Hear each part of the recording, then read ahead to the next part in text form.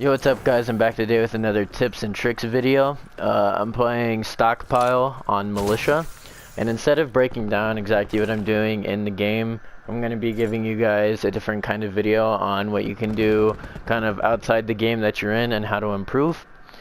And my first tip for you guys is the maps and how to learn the maps and the importance of learning the maps. So, and this goes for any Call of Duty game. You guys want to learn the maps for a few reasons. The choke points, kind of where to position yourself, and this is really relevant to my type of play style. So the first way that you can learn the maps in any game is obviously just go into public matches and just play the game. You don't even have to run the outside of the maps because you want to learn the maps. So you can run in the middle of the map, you can do whatever, just kind of have fun with it, mess around, but be attentive, make sure you're learning where all the cover is, the different lanes, the different pieces of cover everywhere, and just everything. The second way of doing this is going into custom games and running the map like 5 or 6 times, just every single lane. And by what I mean by lanes is this map has 3 lanes. This map is kind of weird. So it's got this middle lane right here where it's more open. You got the far right lane by the church, and then you have this like far left lane kind of by the lodge and things over there. And most Call of Duty maps, you'll realize, have 3 lanes, and that's the most typical kind of Call of Duty map, is the 3-lane maps. And so by learning one 3-lane map, it'll help you learn the rest of the 3-lane maps. And once you start learning the maps, you'll find it easier that you'll learn the rest because of just how similar all Call of Duty maps are laid out. Even though like every map will look different with like all of its cover, every map just kind of feels the same.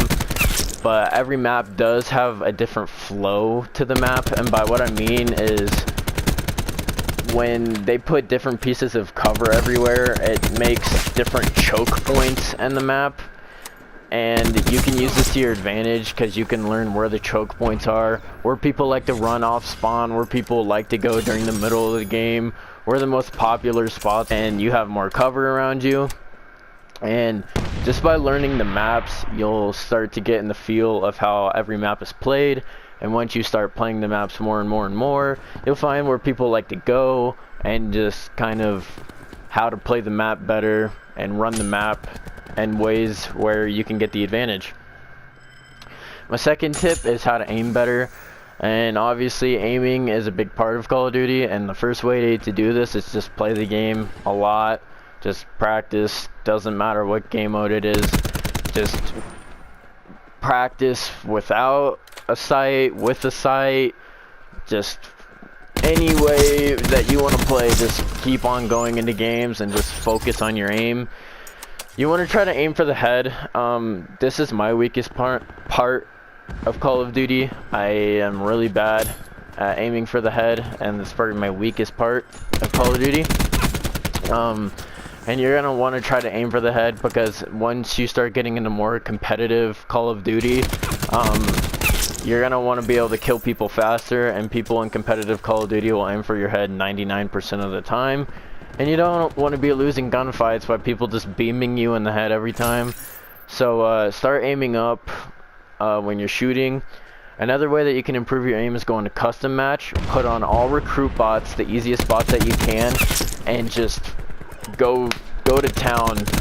Don't run score streaks, don't run anything besides the gun that you're using, and just aim for their head, aim for their body, aim for whatever you're aiming for. And this will really help you. I know pros that do this. I do this sometimes. But whenever you're going into a game, maybe a competitive game, maybe you haven't played the game in a while, just go into a custom match, put on recruit bots, and I promise you, you'll see the difference in your aim. And it's just a good way to warm up. My next tip is playstyle on classes. So my playstyle is more passive. It's more kind of laid back, pick people off. But my playstyle always wasn't like this. In Black Ops 2 and other games, my playstyle was more SMG, not in your face type of SMG, but more like in your spawn, kind of in close quarters.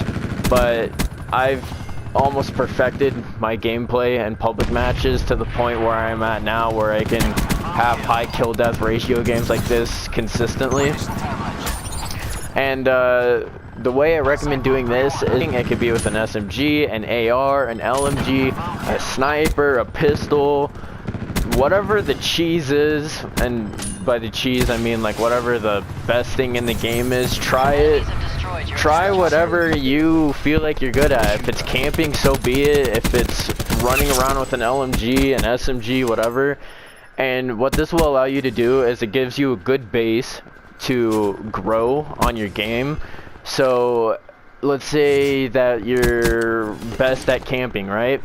Once you start getting better aim and more confident with your aiming skills and everything else, you can improve your gameplay to slowly come out of the camping playstyle and evolve and become a better Call of Duty player. And eventually you'll fine-tune your gameplay to the point where you can be consistent enough to have high kill death ratio games almost every single game. And you can just do this by having fun with classes, trying out different perks, and then this goes into classes. So every gun is going to have different attachments, most guns, and they'll act different with different attachments. So what you're going to want to do is you're going to want to try out, should I try double grip? Should I try double stock? Should I, whatever the attachments are, mix them up and find what helps your playstyle best. I mean, if you're running in people's faces, you might want an extended mag and a fast mag, just because you're gonna want as many bullets as you can. You're just gonna want to find what works best for you, and you just do this by messing around in public matches. You can also do this in custom matches, but I recommend doing this in public matches because obviously bots are gonna play different than normal people. So yeah, just mess around with classes. Next thing I'm going to go into is settings and kind of what to do with settings, and most of this is sensitivity. So I used to run the highest sensitivity in every Call of Duty game, but my aim was really bad. So what I recommend doing is messing around with the sensitivity. I would recommend not going too low, because if you go too low, it's hard to turn, and like you're kind of at a disadvantage if someone comes like your right or your left, because you turn so slow. But you don't want it too fast, because if you're aiming and you go past a person, you have to recorrect, and it just takes more time, and that's time that you could be shooting at the person. So I run kind of in between sensitivity. I think I'm at a 9 right now, which is high for this game. One thing that I recommend buying is Control Freaks, and if you don't know what they are, they're kind of rubber analog sticks that you put on top of your analog sticks. And what they do is they give you more range of motion in your aiming. It makes it way easier to aim, and they're more comfortable on your thumbs. I recommend checking them out. It's Control Freaks. Next piece of advice that I could give you guys is buying a headset. It doesn't even have to be a super great headset. I have Astros, which are more on the expensive side. I have a pair of A20s and A50s. They're really nice. If you guys can get a pair of these, I recommend buying A20s or A50s. But any headset will do, and it will drastically improve your gameplay. And the third is a SCUF, especially if you're starting to get into more competitive gaming. A SCUF controller is just kind of an upgraded controller, and it makes it easier to move around. So I recommend a SCUF. And my last tip to you guys is playing more competitive Call of Duty and with friends. This will allow you to practice with better players, and then you could go back into public matches, and it's just gonna feel easy to you guys. Tougher players you play, the better you're gonna get. But if you play with friends, you can kind of learn, trust your teammates when you're playing with your friends. And competitive Call of Duty is almost a fully different game than public matches, and it's just kind of nice, and it's a good way of practicing. So that's basically the end of this video. I finished 97 and 1. I hope you guys enjoyed my tips and tricks. Leave a like, and